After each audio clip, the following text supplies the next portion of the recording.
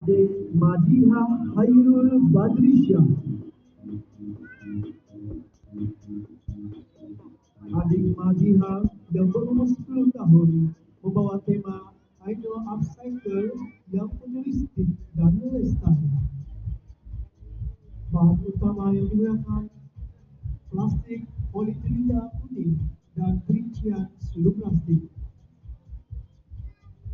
Keunikan aksesori kaki daripada bungkusan mie segera terpakai.